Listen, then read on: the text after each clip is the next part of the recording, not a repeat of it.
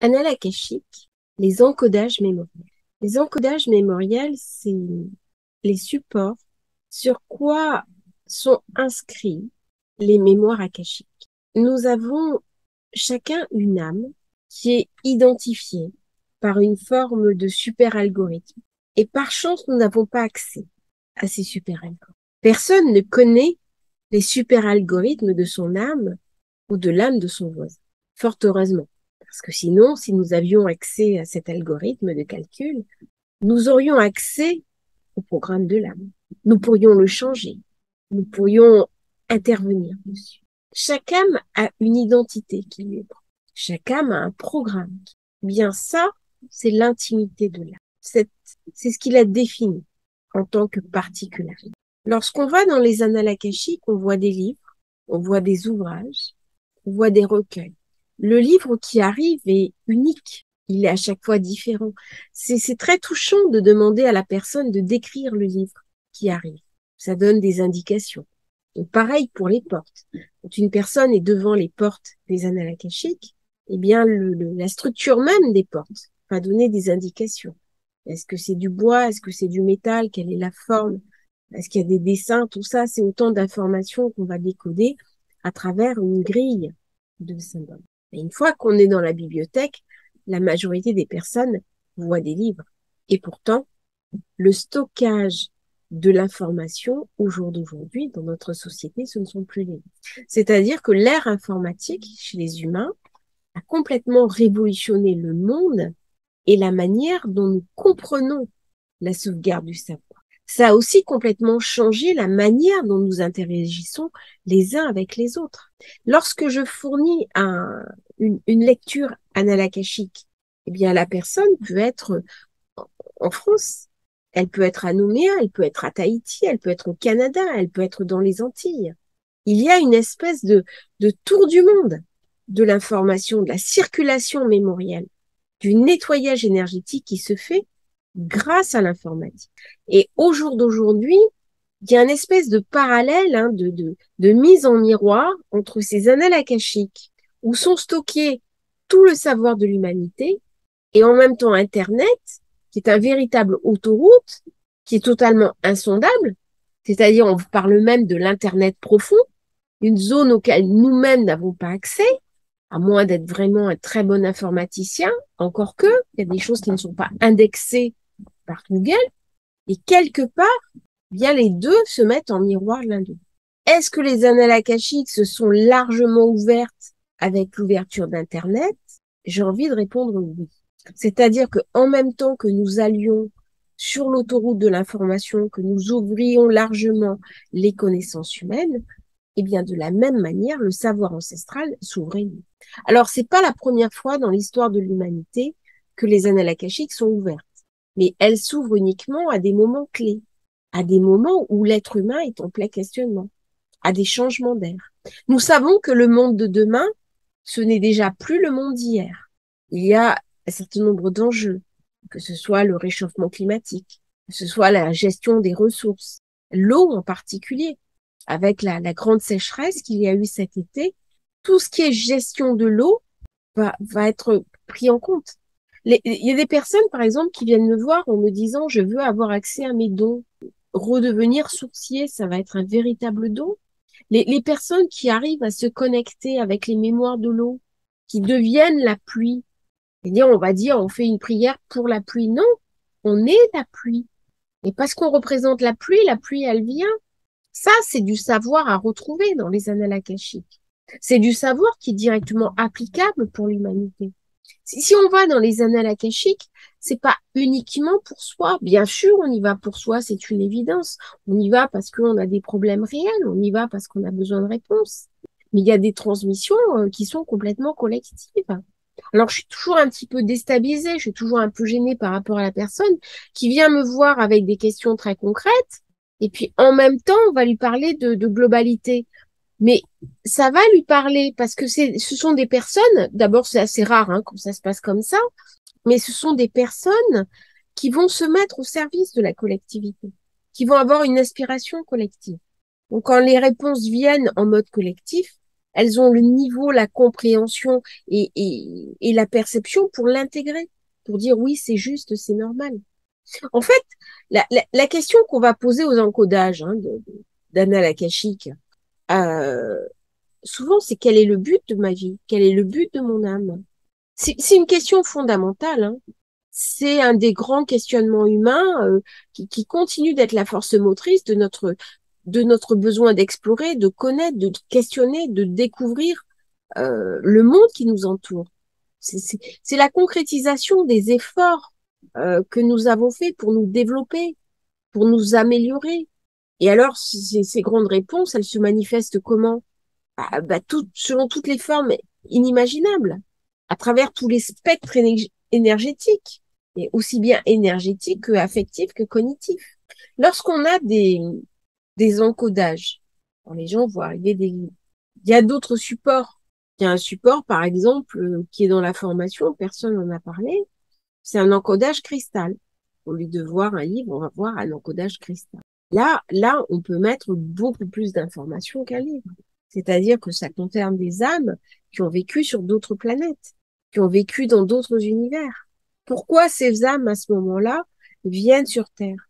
Pourquoi est-ce qu'elles font l'expérience des annales akashiques? C'est pas évident, hein, de répondre à ce genre de questionnement. Parce que quand vous avez des âmes comme ça qui viennent vous questionner, d'abord vous vous demandez si vous êtes légitime, et pourtant les informations viennent. Vous avez des confirmations, hein. Moi, j'ai eu une confirmation tout à l'heure, c'était juste incroyable. C'est-à-dire la personne ne voyait pas, il y a un code, hein, pour rentrer. Donc la personne va chercher le code et elle n'a pas trouvé le code. D'habitude, je questionne la personne sur ses émotions, sur ce qu'elle ressent, sur son ressenti. Et on arrive toujours à trouver le code. Et là, ça a été, le code de cette personne, c'est ça. Donc, je lui ai donné un grand symbole universel pour rentrer.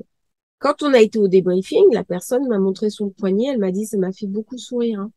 Parce qu'en fait, le symbole que je lui ai donné pour rentrer était tatoué dans sa main. Et je ne l'avais pas vu. C'est un grand symbole énergétique pour rentrer justement dans les annales akashiques. Et là, la synchronicité entre ce tatouage qu'elle m'a montré, que j'avais pas vu, honnêtement. J'avais pas vu son tatouage. Et puis, ce symbole que j'ai dit, qui est venu comme ça, que j'utilise de temps en temps. Je l'apprends dans mes formations annales akashiques. Et là, c'est venu. Et elle l'avait tatoué dans le poignet. Je pouvais pas l'avoir vu. Donc, quand on va sur ces encodages cristal, on va avoir beaucoup plus d'informations que les livres. Mais par contre, il faut y avoir accès. Là, on est quand même dans des niveaux vraiment supérieurs. C'est pas, déjà, il y a un certain nombre de personnes qui n'arrivent pas à rentrer. J'ai une personne qui m'a écrit hier en me disant, j'ai fait 2 stages de formation, j'ai fait des visites, j'arrive pas à rentrer. Pourquoi des personnes n'arrivent pas à rentrer dans les annales akashiques? Alors là, il y a plusieurs réponses. Mais là, il faut venir nous voir. C'est vraiment au cas par cas. Et en fait, quand on va dans ces encodages cristal, on réalise la logique d'une vie sur une autre. C'est-à-dire qu'il y a un plan divin. Quand on s'incarne, alors faut déjà monter d'un niveau. On peut pas le conscientiser quand on est dans l'en bas. Mais quand on vit, par exemple, une expérience très forte en état modifié de conscience, quand on fait, alors il faut que je regarde parce que j'ai toujours avec ma dyslexie. Voilà, c'est une OBE, c'est-à-dire une out of body experience, c'est-à-dire une expérience de sortie du corps. Donc, lorsqu'on fait une OBE, une out of body experience, ou lorsqu'on fait une EMI, on va toucher du doigt une certaine compréhension. Et une des compréhensions qu'on va toucher du doigt, qui est assez déstabilisante, c'est la compréhension que tout a un sens. C'est-à-dire qu'on ne vit pas une succession d'événements qui sont coupés les uns des autres. Il y a un liant, il y a une singularité. Je crois que le mot qui me vient, c'est un mot mathématique, c'est une singularité. La singularité, en philosophie, en logique, en métaphysique, la singularité, si je vous donne la définition, c'est le fait pour une chose d'être singulière, c'est-à-dire spécifique, particulière, individuelle. Hein, c'est-à-dire c'est le propre. Alors, en physique, une singularité gravitationnelle est un point spécial de l'espace-temps au voisinage duquel certaines quantités décrivant le champ gravitationnel deviennent infinies. Donc, c'est-à-dire qu'une singularité, par exemple en mathématiques, c'est un point ou un objet mathématique qui n'est pas bien défini, c'est-à-dire une valeur ou une fonction d'une variable réelle devenant infinie, ou une courbe avec plusieurs tangents. Je m'explique. Vous pouvez avoir conscience de votre âme. Dans certaines zones de la conscience, elle peut être finie, et dans d'autres zones de la conscience, elle peut être infinie. Les deux ne sont pas incompatibles l'un de l'autre. C'est-à-dire que là, on rentre dans un champ de compréhension quantique pour essayer de comprendre l'âme. Pourquoi ce mot de singularité est venu? J'accepte. C'est-à-dire que quand je fais mes vidéos, je suis connectée avec les annales akashiques. Le mot qui est venu, c'est celui-là. Si vous partez du principe de la singularité, donc du concept non défini et infini, vous ne pouvez pas avoir un encodage d'âme sur un livre. Puisque là, vous êtes uniquement dans une compréhension de quelque chose qui est spécifique. Si vous passez dans une logique intégrale, c'est-à-dire infinie, sachant qu'à des moments, votre âme va pouvoir se réduire et à des moments, elle va pouvoir s'expanser. Eh bien, vous allez dans cette compréhension-là qui est beaucoup plus mathématique, et j'espère ne pas avoir perdu tout le monde, forte chance, merci à ceux qui sont restés, bien que l'encodage de votre âme soit un encodage en forme cristalline. C'est-à-dire que si vous allez rentrer dans une compréhension cristal du livre de la vie, vous allez avoir accès à d'autres domaines, à d'autres compréhensions, dans un espace-temps qui est infini. Est-ce que notre cerveau peut l'intégrer? Ça va dépendre des personnes. Ça va dépendre des personnes. La question à se poser, c'est est-ce que je suis prêt à admettre ça? C'est-à-dire que le support que l'on va voir au sujet de notre âme va déterminer aussi l'expérience qu'on va faire. C'est-à-dire que si je me programme pour voir un papyrus, eh bien, ça sera une expérience très courte. Au départ, les êtres humains, c'était quoi? Au départ, ils connaissaient pas l'écriture. Par contre, ils avaient le langage oral. Donc, quel était le support du langage oral? Bien, c'était l'espace, c'était l'univers, c'était les étoiles. L'écriture, ça a marqué une réduction. On a réduit l'idée pour la communiquer. Donc, on a quitté le divin. En fait, quand on est passé à l'écriture, euh, on n'a pas exprimé le divin dans un premier temps. On a réduit le divin. C'est après qu'on a commencé à l'exprimer. Donc, au départ, l'homme des cavernes, il regarde le ciel, il regarde les étoiles, il adore les étoiles, il vénère. C'est là où sont nés les dieux, c'est là où sont nés tous les archaïsmes humains. C'est là où il a commencé à se relier. Après, on invente l'écriture. La première mode d'écriture était assez rudimentaire. Hein. Au Moyen-Orient, par exemple, dans le désert du Wadi Rum, on écrivait sur les omoplates de chameaux. En Égypte, c'était sur des papyrus. Après, on va inventer le parchemin. Mais il y a eu aussi ce qu'on appelle les tablettes d'argile, bien avant. Les premières traces d'écriture, c'était sur des tablettes d'argile, donc quelque chose de malléable. C'était à Babylone, les tablettes sumériennes, où il y a eu des prières, des incantations, des chants. C'est les premières traces d'écriture. Alors, on va pas faire une transmission sur l'écriture, hein, sur tous les modes d'écriture, mais il y a eu la terre et la pierre. Il y a eu les produits vivants comme les os, hein, en particulier les omoplates de chameau.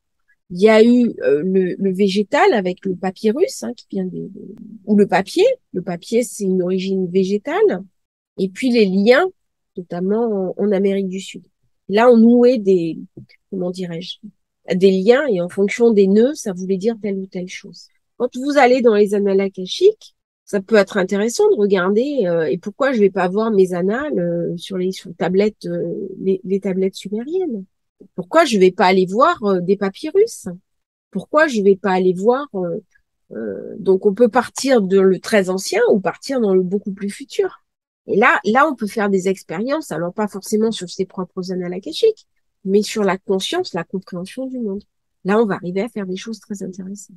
Alors, quand on parle justement de ce livre de l'âme, hein, sur ces mémoires globales, donc je parlais d'une cohérence dans une vie. C'est vrai que quand on fait une EMI, ben on s'aperçoit, et ça c'est terrible, qu'il y a une cohérence. Il y a une espèce de plan qui s'est déroulé. Ça ne veut pas forcément dire que l'âme, elle choisit son incarnation, mais il y a une logique. et une articulation. Très difficile d'en parler de ça avec des personnes qui vivent une vraie épreuve parce que quand on est dans la souffrance, c'est une vraie souffrance. Hein, c'est pas, ça peut être même cruel de dire ton âme, elle a choisi. Non, quand quelqu'un souffre, il souffre. Il mérite toute notre empathie. Mais par contre, quand elle est sortie de cette souffrance, il y a une espèce de cohérence, il y a un lien. Eh bien, c'est pareil d'une vie à une autre vie. C'est-à-dire, il y a une cohérence.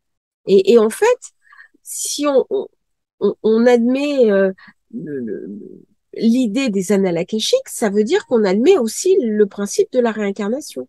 Sinon, parce que si on n'a qu'une vie, bah, à quoi ça sert de se poser ce genre de questions? Si on n'a qu'une vie, qu'est-ce qu'on fait? Bah, on va faire la fête, on profite, on surabuse, et puis on se dit, bah, après nous le déluge.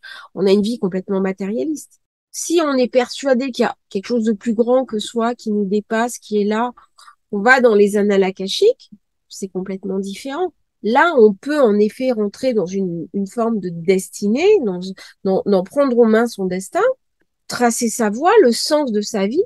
Là, c'est une logique. Et là, on va s'ouvrir le chemin des futurs possibles. C'est-à-dire, je vais guérir mon passé pour mon présent, mais mon présent qui est qui est le passé de mon futur, bah, si je guéris mon présent, je guéris aussi mon futur potentiel. Alors, ce livre de la vie, hein, qu'on retrouve dans plein de cultures, aussi bien en sanskrit que dans la mythologie indienne, qu'on retrouve aussi dans l'Ancien et le Nouveau Testament, qui est le livre de la vie, il y a plein de cultures hein, qui parlaient de ces tablettes célestes ou de ces enregistrements qui contenaient l'histoire de l'humanité. Quand vous avez les aborigènes d'Australie, ils parlent de ça. C'est le temps du rêve. Alors, je vais essayer de trouver un petit peu la définition du temps du rêve. Voilà. Alors, le temps du rêve, chez les aborigènes d'Australie, c'est le thème central de la culture hein, autochtone des aborigènes d'Australie. Donc, c'est l'ère qui précède la création de la Terre, une période où tout n'était que spirituel et immatériel. Donc, le temps du rêve existe toujours et peut être atteint pour des besoins spirituels. Donc, dans ce temps du rêve, il est possible de communiquer avec les esprits, de déchiffrer le sens des présages, des maladies, des difficultés et de nos souffrances. Quand vous entendez parler du temps du rêve, ça fait complètement penser aux annales akashiques. Et ce temps du rêve, ça permet de se connecter. Ça permet de se connecter entre les êtres vivants, entre l'humanité, mais aussi de se connecter avec tout le vivant. Donc, vous voyez, ce lien, on le retrouve. Alors, ces encodages, si on reprend par exemple Edgar Cayce, j'en ai parlé, hein, c'était le prophète endormi, c'est la personne qui a fait le plus de lectures anal-akashiques, et on lui demandait, à chaque fois il s'endormait et il faisait des lectures. Comment vous avez l'information? Bah, il disait, si je vais dans le livre de la vie. Et dans ce livre de la vie, eh bien, c'est le récit absolu du divin, de toi, de ton âme à l'intérieur et de la connaissance de tout cela. C'est-à-dire que chacun, en fait, va écrire sa vie à travers ses pensées, ses actes, ses interactions avec le reste du monde de la création. Mais il suffit d'avoir une pensée, être simplement dans la pensée et pas encore dans le manifester, pour que ça s'imprime sur les encodages anal-akashiques. C'est-à-dire que il n'y a pas seulement la transcription du passé, il y a également le présent et tous les futurs possibles et certaines probabilités. Quand vous avez, je parlais tout à l'heure d'une voyante, vous allez en annales akashiques et je dis attention, c'est pas de la voyance. Les gens me demandent des fois des questions qui sont presque de la voyance. Vous allez une voyante, elle va vous dire ah ben votre vie il va se passer ça. Et en effet, vous allez dire elle est très bonne parce que il s'est passé ce qu'elle m'a dit. Et si vous n'aviez pas été voir la voyante, est-ce que ça serait passé de la même manière? C'est pas sûr. C'est pas sûr.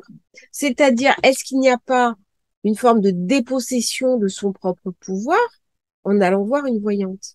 C'est-à-dire, on remet à l'autre son libre arbitre. Quand on va dans les annales akashiques, des fois, il y a plusieurs embranchements, on les voit. Et on dit à la personne, t'es libre. On te montre tous les futurs possibles. C'est déstabilisant hein, pour les personnes de dire, il y a plusieurs futurs possibles. Et pourtant, c'est le libre arbitre.